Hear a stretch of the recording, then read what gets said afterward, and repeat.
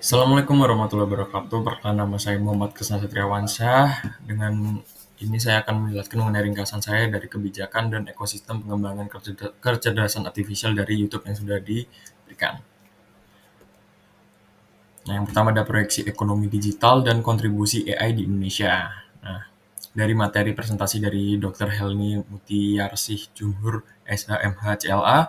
Nah, beliau memaparkan proyeksi ambisiusnya, yang dimana untuk ekonomi digital Indonesia. Nah, diproyeksikan nilai ekonomi digital Indonesia atau Gross Merchandise Value atau GMV ya, akan mencapai 80 miliar US dollar pada tahun 2024 dan melesat hingga 200 sampai 360 miliar US dollar pada tahun 2030. Nah, kolaborasi AI ini adalah menjadi kunci dengan adanya 221 juta pengguna internet di Indonesia. Nah, AI nantinya diharapkan memberikan kontribusi signifikan terhadap PDB Indonesia dengan potensi mencapai USD hingga 366 miliar pada tahun 2030. Nah, dampaknya juga akan terasa pada lapangan pekerjaan. Nah, nih 92% knowledge worker di Indonesia sudah menggunakan AI dan menariknya lagi 69% pemimpin menyatakan mereka tak akan mempekerjakan seseorang tanpa keterampilan AI. Nah, hal ini menunjukkan bahwa penguasaan AI menjadi kompetensi esensi di masa depan. Meskipun ada kekhawatiran tergantikan, 93%-nya pengguna AI merasa pekerjaan mereka menjadi lebih efektif nih, berbagai industri dari pemasaran hingga pendidikan. Diperkirakan akan sangat diuntungkan oleh AI. Next. Nah, untuk tantangan etika AI dalam pengembangan AI. Nah, di balik potensi yang besar itu tadi, pengembangan AI juga membawa tantangan etika ya tentunya yang kompleks dan perlu diatasi secara serius. Mungkin yang pertama ada pergantian tenaga kerja. Nah, di sini dengan adanya kemajuan AI berpotensi menggantikan pekerjaan manusia. Kemudian yang kedua ada privasi, keamanan, dan pengawasan. Nah, di mana pengguna AI ini menimbulkan kekhawatiran besar tentang pengumpulan, penyimpangan, dan penggunaan data pribadi yang memerlukan regulasi yang cukup ketat ya. Kemudian yang ketiga ada kreativitas dan kepemilikan, di mana karya seni yang dihasilkan AI memunculkan isu kompleks nih mengenai kepemilikan dan hak cipta yang masih menjadi perdebatan tentunya. Kemudian yang keempat ada manipulasi sosial dan misinformasi atau hoax dalam bersosial media dan mengancam stabilitas dalam sosial media. Nah, algoritma AI ini dapat memberikan resiko nih disalahgunakannya untuk menyebarkan misinformasi ya tentunya itu tadi dan memperdalam polarisasi sosial dan mengancam stabilitas. Kemudian yang ke 5 itu ada bias dan diskriminasi. Nah, AI di sini dapat memperkuat bias dalam adanya data penelitian, kemudian mengakibatkan keputusan yang tidak adil dalam berbagai aspek seperti rekrutmen ataupun pemberian pinjaman online gitu ya misalnya.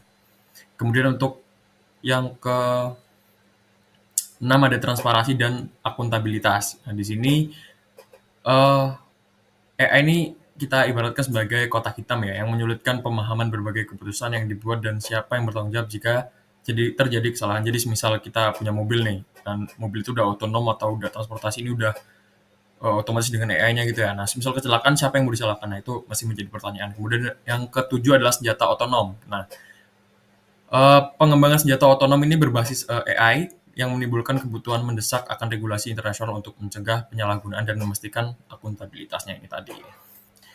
Next, yaitu strategi Nasional Kecerdasan Artifisial Indonesia. Nah, pemerintah Indonesia ini telah menyusun nih strategi nasional terkait AI yang komprehensif. Nah, strategi ini mencakup berbagai sektor kunci seperti kesehatan, reformasi birokrasi, pendidikan, dan riset ketahanan pangan. Nah, terdapat 4 pilar utama dalam menopang strategi ini, yang dimana pertama adalah etika dalam kebijakan, kemudian pengembangan talenta dan infrastruktur, dan data, serta riset dan inovasi industri. Nah, semua pilar ini diarahkan untuk memastikan pengembangan AI yang etis dan bertanggung jawab, sejalan dengan rekomendasi UNESCO yang menekankan keadilan dapat dijelaskan seperti explainability, kemandirian, robustness, dan transparansi dan perlindungan data pribadi. Nah, kita ada perlindungan data pribadi nih, kita next ya. Nah, perlindungan data pribadi nih, yang pertama. Aduh. Nah, jenis data pribadi. Nah, jenis data pribadi ini ada yang spesifik, sensitif, spesifik nih, sensitif seperti kesehatan dan biometrik gitu ya, yang dibutuh perlindungan ekstra dan data umum, nama dan seperti alamat. Kemudian yang kedua ada siklus pengelolaan data pribadi.